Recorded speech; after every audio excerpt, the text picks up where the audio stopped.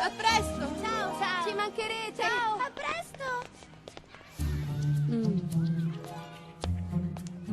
Abbiamo recitato bene. Detesto mentire alle ragazze, ma per riuscire a sconfiggere gli stregoni del cerchio nero avranno bisogno anche del vostro aiuto. Non è detto che le ragazze si imbattano ancora una volta in Ogro nei suoi uomini, ma nel caso ce ne fosse bisogno saremo pronti a fare la nostra parte. Non sarà necessaria la forza, le ragazze non dovranno correre rischi, quindi resterete in contatto con loro tutto il tempo, ma senza farvi scoprire.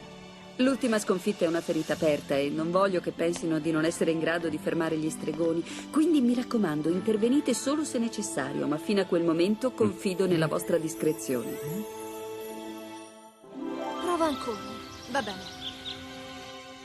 Abbiamo affrontato tante avventure insieme, ma è la prima volta che sono così nervosa. Sento come una morsa qui. Forse è solo la fame. Oh, la paura di affrontare di nuovo quei cacciatori di fate. In fondo vogliamo entrambi la stessa cosa, quindi prima o poi ce li ritroveremo davanti. Però non bisogna vergognarsi delle proprie paure, perché conoscere cosa ci spaventa non fa altro che renderci più forti. Giusto, ma ora concentriamoci sull'obiettivo. Il pianeta Terra non è un posto minuscolo, la nostra fata potrebbe essere ovunque. Tecna, tra i tuoi aggeggi elettronici non c'è per caso un cercafate tascabile? No, ma in compenso so cosa ci potrà indicare la strada per trovare la nostra piccola fata. Che cosa hai in mente?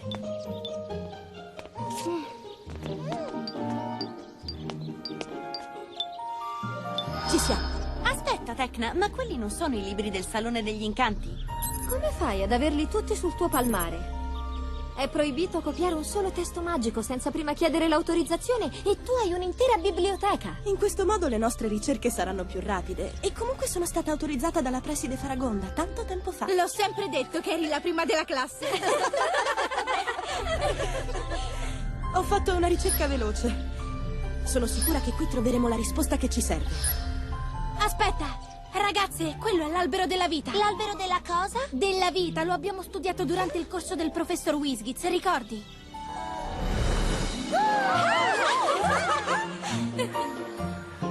Aspettate. Che bella giornata, non le viene voglia di volare? Non mi ricordo niente, ma Flora avrà preso appunti. L'albero della vita rappresenta la magia in tutto l'universo. Le sue radici, i suoi rami, le sue foglie, i suoi germogli simboleggiano la diffusione della magia in ogni angolo del mondo. Quindi, visto che ognuna di noi ha un posto su quell'albero, La fata della terra non farà eccezione. E quell'aggeggio ci può dire l'albero dove si trova? Si trova nella foresta di Selva Fosca, custodito nel villaggio di alcune nostre piccole amiche. Che stiamo aspettando allora? Andiamo a fare 4 chiacchiere con il nostro albero? Sì, andiamo! Ti aiuto. Grazie.